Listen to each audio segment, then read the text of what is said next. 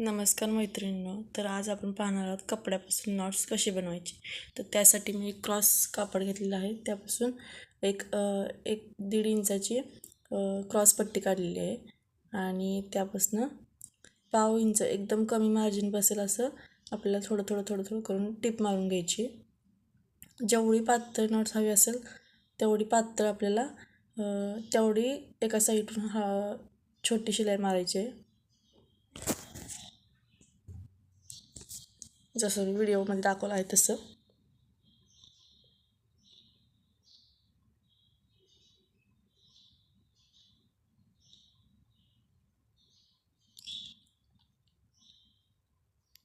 जेवढं आपण शिलाईचं कमी अंतर घेऊ तेवढी ती नॉट्स पातळ होणार आहे.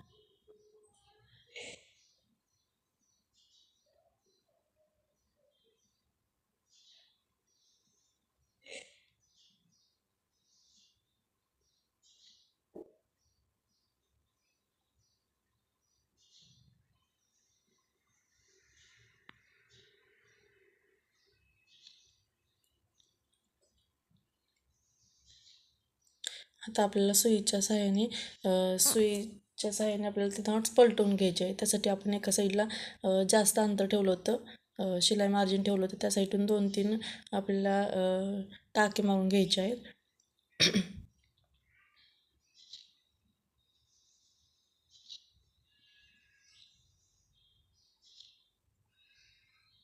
जेणेकरून ती नॉट्स पलटी करायला आपल्याला सोपे जाईल आणि उलट्या पद्धतीनं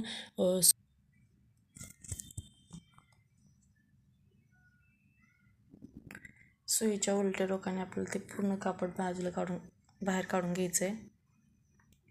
धागा बाहेर काढून घ्यायचा आहे.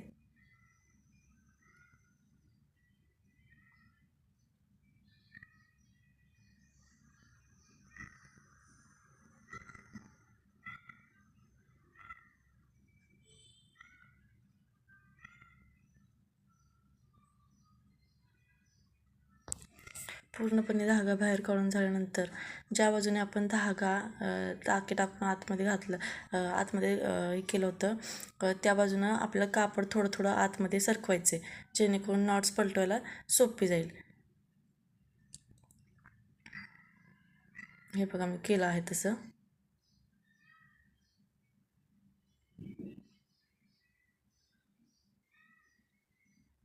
हळूहळू करायचे कारण की जेणेकरून तो धागा तुटू नये. अगदी सोप्या पद्धतीने नॉट्स लगेच पलटी होऊन जाते. तर बघा मैत्रिणींनो, आपण शिलाई मार्जिन एकदम कमी ठेवलं होतं, त्याच्यामुळे नॉट्स बनायला एकदम पातळ आणि एकदम बारीक अशी झालेली आहे.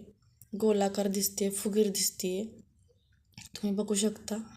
आणि किती सोप्या पद्धतीने ती लगेच पलटी झालेली आहे.